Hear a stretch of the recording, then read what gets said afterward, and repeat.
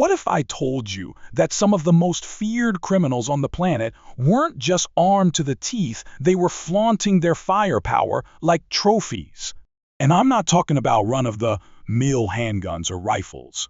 I mean decked out, gold-plated, gemstone-encrusted, personally customized firearms that look more like works of art than weapons of war. These weren't just tools for violence, they were loud declarations of rank, wealth, and intimidation in the criminal world.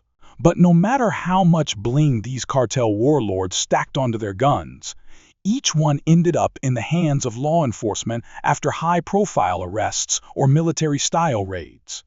In today's deep dive, we're looking at 10 of the most outrageous firearms ever confiscated from drug lords. Some of these over-the-top weapons are preserved in places like the DEA Museum in Virginia or Mexico's infamous Museo del Enervante. Others vanished into sealed evidence lockers or private collections. But every single one tells a story not just of violence and money, but of ego, downfall, and the bizarre overlap between luxury and bloodshed.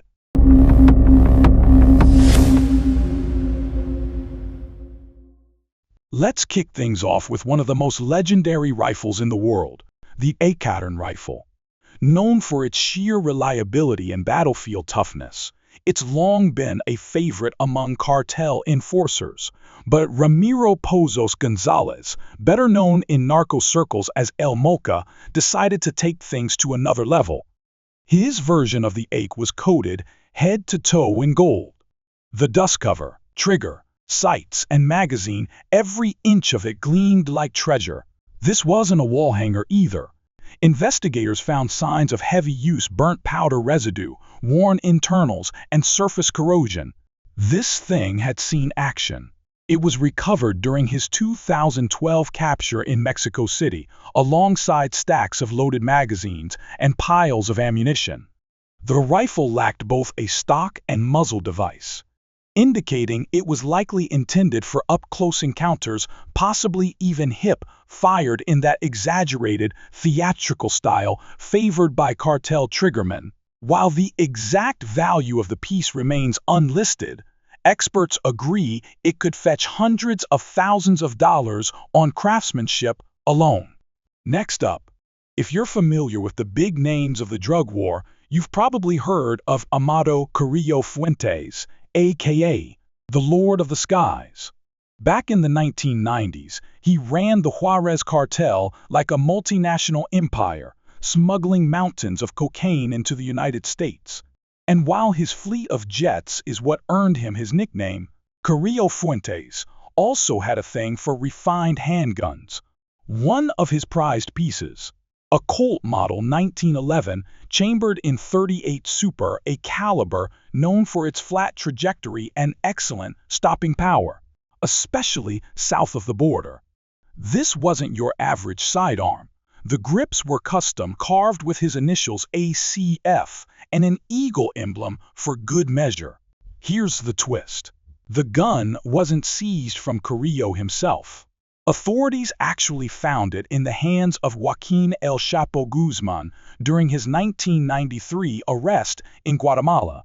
That means it was either a gift or a symbol of a high-level alliance between the two. Today, the pistol is housed at Mexico's Museo del Enervante as a relic of narco diplomacy. Cartel leadership isn't just about running the books, it's about projecting power. Just look at Osiel Cardenas, a key financial figure within the Gulf Cartel. During a 2011 raid on his estate in Tamaulipas, authorities found two standout sidearms, a Colt 1911 in .45 ACP and a Beretta 92 chambered in 9mm, both dipped in gold. These weren't loaded down with diamonds or wild carvings, just clean, polished finishes paired with mother-of-pearl grips for a touch of class. But don't let the simplicity fool you. These guns were part of a much larger haul that included 9 additional pistols, 3 long guns, at least 1 grenade, suppressors, hundreds of rounds, and over $75,000 in cash. While no official appraisal was released, Similar gold-plated sidearms have sold for more than $50,000 each. Clearly, even the bean counters wanted to play with fire. Now, let's talk about a pistol that blends power with personal faith, the Browning High Power. Known globally for its double-stack magazine and battle-proven design, this handgun earned respect in countless conflicts. But Alfredo Beltran Leyva El Mochomo took it to a spiritual level. His custom Browning was finished in gold, wrapped in ornate engravings, and featured the Virgin of Guadalupe embedded into its pearlescent grips. In the cartel world, religion often becomes part of the persona. To these men, figures like the Virgin aren't just sacred, they're seen as protectors on their path of violence. This particular sidearm was captured during Beltran Leyva's 2008 arrest in Culiacan, along with more than $900,000 in cash, an armory of weapons, and an assortment of high-end watches. While we may never get an official market value, comparable gold-plated high powers with custom details have fetched over $100,000 on the collector's market. It's no secret that Joaquin El Chapo Guzman had a deep fascination with personalized firearms. He didn't just collect high-end pistols, he turned them into reflections of his empire. One of the most notorious examples is a Colt 1911, chambered in .38 Super.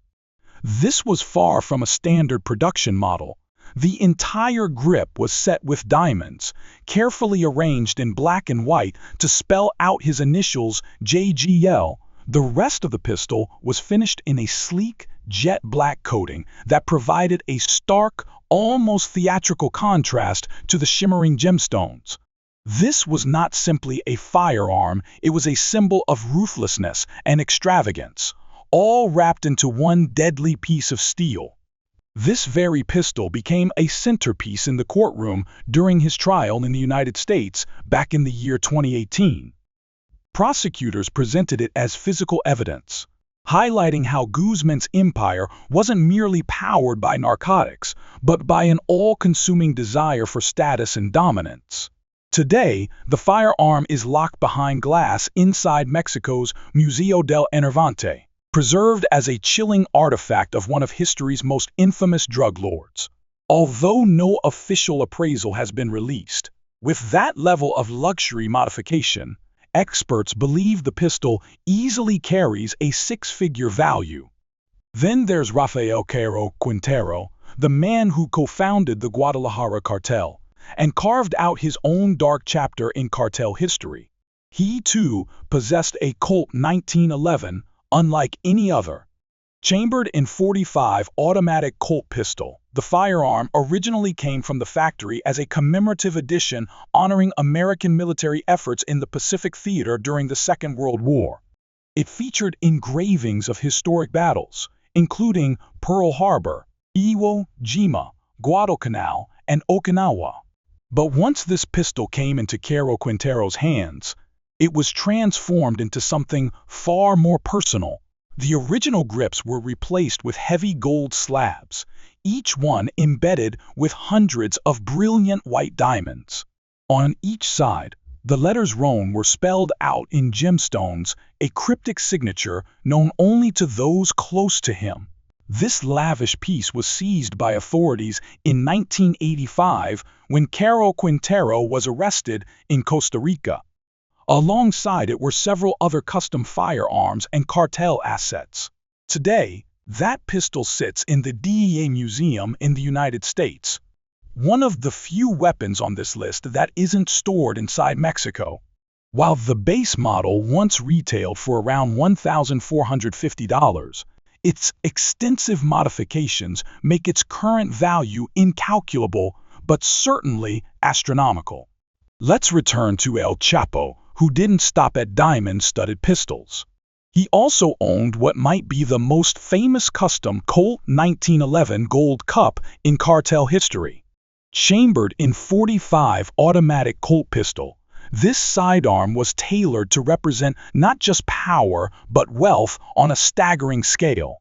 The most eye-catching feature is a golden plate on the slide, engraved with the word billionaire, a not-so-subtle nod to the empire he built. But it gets even more outlandish. The grips are covered in black diamonds, spelling out Kulayakan billionaire and the number 701. That number refers to Guzman's ranking on the Forbes billionaire list back in 2009, when he was placed as the 701st richest man on the planet. This heavily customized pistol was seized by Mexican authorities in 2014 during his arrest in Mazatlan, Sinaloa. Though exact appraisals vary, some reports estimate its worth at more than $333,000, placing it among the most valuable cartel firearms ever recovered. Of course, some cartel leaders didn't stop with a handful of showpieces. They stockpiled entire collections. That was the case with Oscar Orlando Nava Valencia, known on the streets as El Lobo. In May of 2010, the Mexican military raided one of his properties in Zapopan, Jalisco, and what they uncovered was staggering: a private arsenal of 31 high-end firearms. These were not standard-issue weapons. Among them were Colt M4 carbines and Browning high-power pistols, all finished in gold and silver plating. Multiple Colt 1911 pistols were also discovered, each adorned with ornate hand-engraved designs. Several pieces even featured gemstone inlays, diamonds, emeralds, rubies embedded directly into the frames and receivers. Some firearms bore the name Lobo Valencia engraved in bold script, identifying them as custom builds crafted exclusively for the cartel boss. Authorities also discovered hundreds of rounds of ammunition, luxury watches, and large sums of cash. Although no official valuation was ever given, experts agree that the sheer number of weapons, combined with their high-end customization, pushes the collection's worth well into the multi-million-dollar range. Joaquin El Chapo Guzman wasn't just a cartel kingpin, he was the very definition of excess. And nowhere is that more evident than in his one-of-a-kind, gold-plated Beretta 92, chambered in 9mm. This isn't your standard custom pistol. It's one of the most opulently crafted handguns ever linked to a criminal empire. Practically every surface, the slide, frame, safety lever, magazine release, and even the trigger is drenched in polished gold. The barrel itself is hand-engraved with ornate scrollwork, showcasing the kind of craftsmanship typically reserved for luxury showpieces, not sidearms. But what really pushes this firearm into the realm of the absurd is the unmistakable Versace logo embedded into the grips, framed by a ring of inset diamonds. Luxury fashion and lethal firepower rarely cross paths, but in El Chapo's world, that fusion became a signature. This weapon was confiscated just before his final arrest, found during a raid on one of his safe houses. Today, it's secured behind glass at the DEA Museum in the United States, displayed alongside other high-value weapons taken from cartel leadership. While its appraised value remains confidential, collectors and experts agree it's easily worth six figures, if not more. Of course, pistols are just the beginning. When it comes to sheer extravagance, one weapon rises above the rest: a Norinko Model MH90, a rare Chinese-produced variant of the Kalashnikov design, fully coated in gold and adorned with diamonds. This rifle, inspired by the AK-47 platform, was originally created to slip through loopholes in the U.S. import restrictions of the late 1980s. El Chapo didn't just acquire one, he transformed it into a status symbol. The dust cover, magazine, rear sight assembly, and handguard frame were all electroplated in gold. And just like the gold Beretta, the grip featured diamond inlays circling the Versace medallion, turning these two weapons into a matching set. The rifle was seized during one of the final large-scale raids before Guzman's capture, And today it too is on public display inside the DEA Museum. Its precise value remains unknown, but given its rarity, modifications, and infamous ownership, experts widely agree that it ranks among the most valuable cartel firearms ever recovered.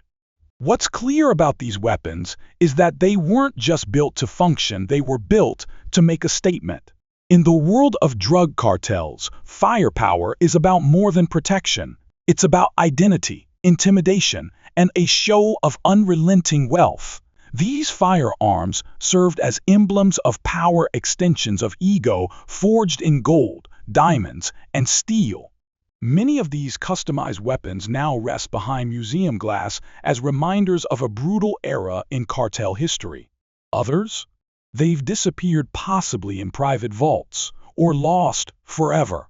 But each of them tells a story of dominance, of vanity, of the final artifacts gripped by men who once ruled empires and then watched them crumble. So here's the question. Which one do you think takes the crown for sheer extravagance? Drop your pick in the comments below. And if you enjoyed this dive into the opulent underworld of cartel firearms, be sure to like, subscribe, and turn on notifications. There's plenty more to explore when it comes to crime, power, and the weapons that define both. Thanks for watching, and I'll catch you in the next one.